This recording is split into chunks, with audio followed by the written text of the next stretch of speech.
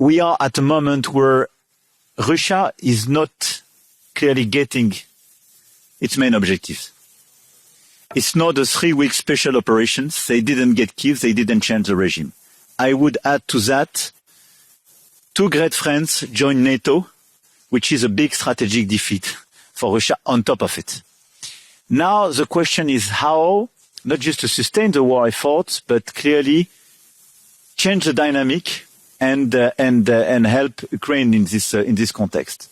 I have to say, altogether, we worked very hard during the past few months, and I think the situation is much better today than it was at the beginning of the year. At the beginning of the year, our fear was to have a sort of very rapid peace, and we had some doubts about the level of support of the United States. Now, first we built the coalition of the willings. A large part of you are member of it, and I think this is a great achievement of the past few months, and you mentioned it here. But we had the clear planification of commitments the day after a truce or a peace treaty or a ceasefire to have a robust and long-standing peace. And it's very important in terms of sustainable support to the Ukrainian army and the level of commitment we are ready to provide. Second, we managed collectively to re-engage with the United States. And the statements of the President of the United States last week are a huge change if you compare them with your presence in the Oval Office a few months ago. So, I mean, it's very important because for me it's a concrete case of countering the misinformation spread by Russia. No, Russia is not winning.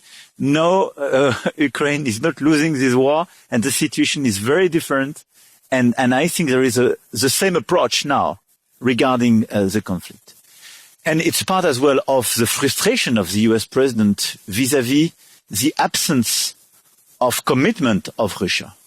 And President Trump took several initiatives to re-engage with President Putin and to go to the table of negotiation. And it's now clear that all these words where President Putin was saying, I'm ready to negotiate peace, were not totally a sincere commitment.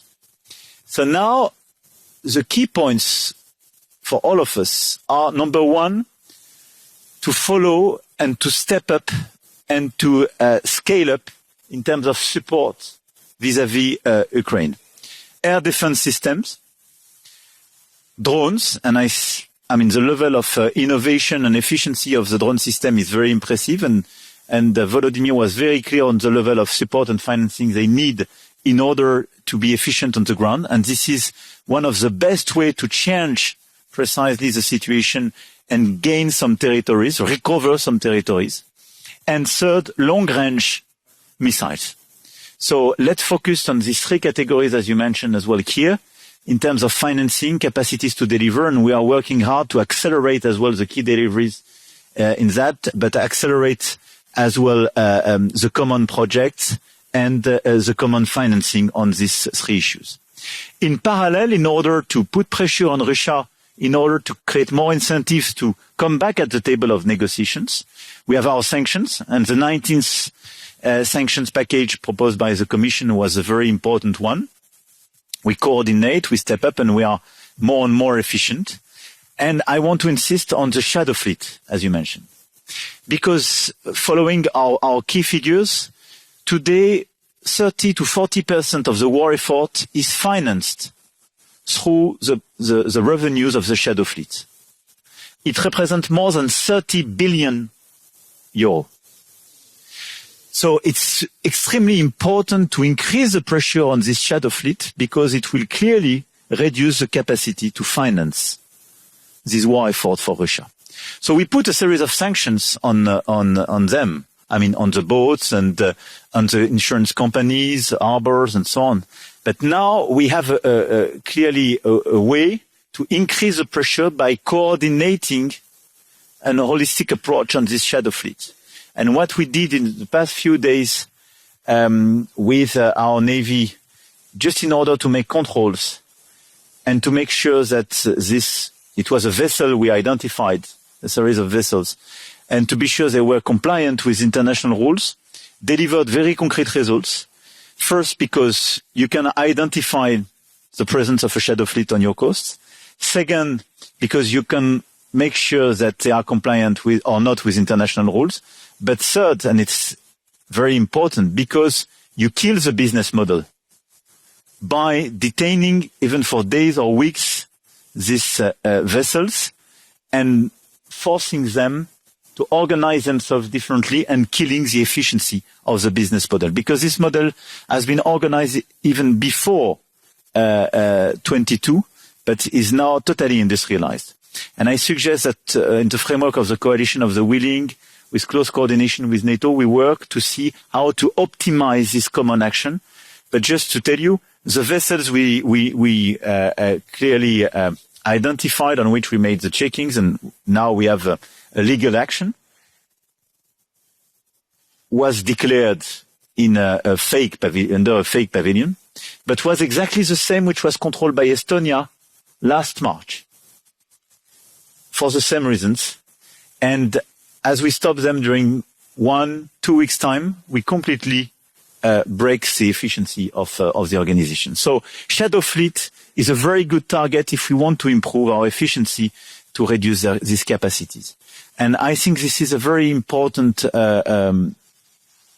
step forward in order to increase our pressure on Russia. Obviously, the objective of that is to allow in parallel Ukraine to recover territories, but as well to increase this pressure on Russia to come back at the table of negotiation. My last point, regarding all the provocations we have in Poland, in Estonia, and I want to reiterate our sincere solidarity, I think we had the fair reaction by Article 4 on NATO, more coordination, and as well additional capacities. We sent some additional Rafales and so on.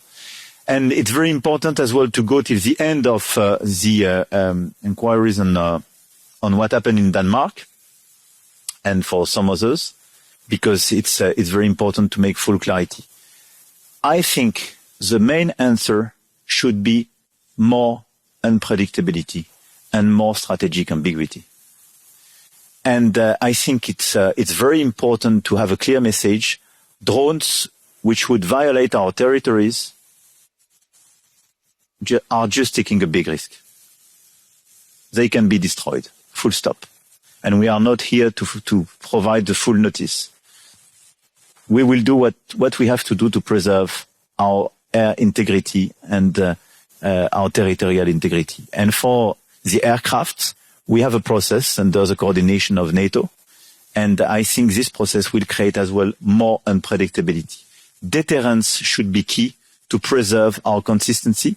But the message which is very important to convey from this meeting is that we are ready and we are in a position to preserve our air and our territorial integrity. We are ready on the eastern flank of NATO, and we are ready at the same time and on top of that, and without reducing this commitment, to provide security guarantees for Ukraine. This is the same approach, and all these approaches are clearly compliant, and it was fairly assessed by the Secretary General of NATO. Thank you, Keir.